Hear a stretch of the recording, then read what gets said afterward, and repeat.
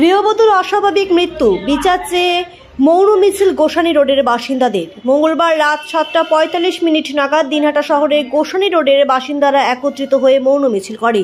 প্রসঙ্গত, গত 1 এপ্রিল ঝুড়িপাড়া এলাকায় এক গৃহবধূর ঝুলন্ত মৃতদেহ উদ্ধার হয়। সেই ঘটনায় মৃত গৃহবধূর পরিবারের তরফ থেকে মৃতের স্বামী সহ 6 জনের নামে লিখিত অভিযোগ দায়ের করা হয়।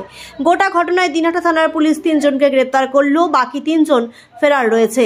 বাকি 3 জনকে দ্রুত গ্রেপ্তারের দাবিতে এদিন এই মৌন মিছিল করা হয়।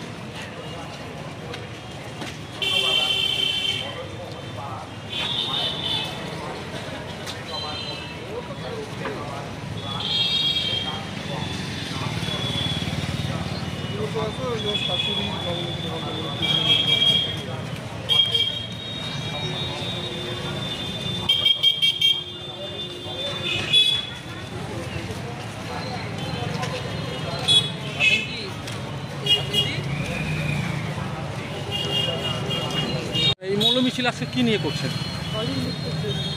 দোষীদের শাস্তি চাই, সঠিক তদন্ত হোক, এটাই চাই।